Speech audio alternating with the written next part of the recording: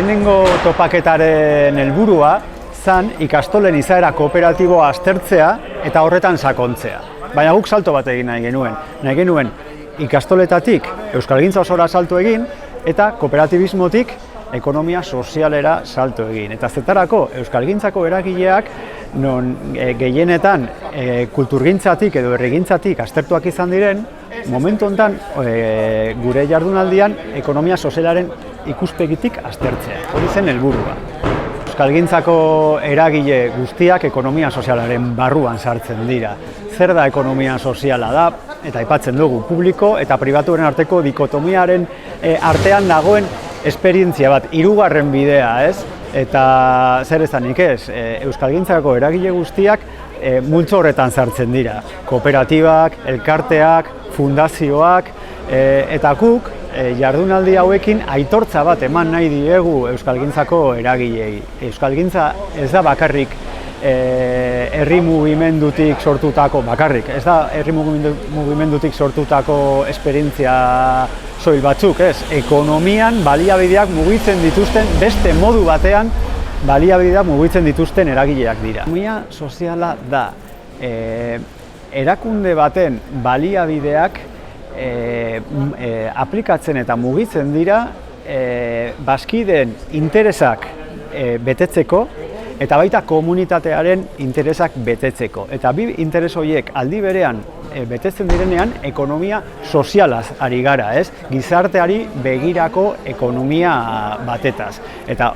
euskalgintza paradigma edo proposamen horrekin lotzeak garrantzi izugarria dauka guretzat.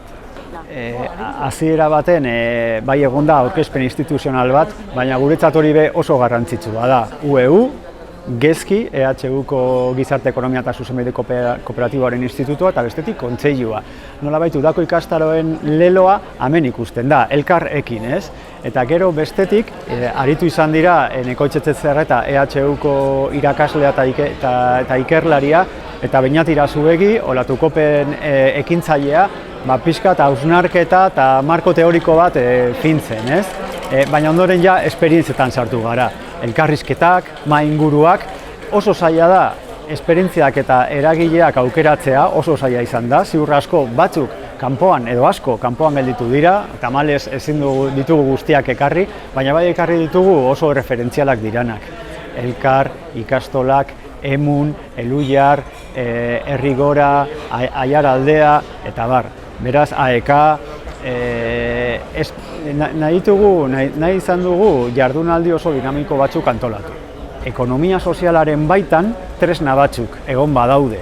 Interkooperaziorako tresnak, lankidetzarako tresnak, pertsonen parte hartzerako tresnak, eta tresna horiek identifikatuta eta euskalgintzako eragileen artean azalduta eta hausnartuta topaketa edo topagune hauetan eragile desberdinek daukate aukera horiek ere garatzeko euren erakundeetan.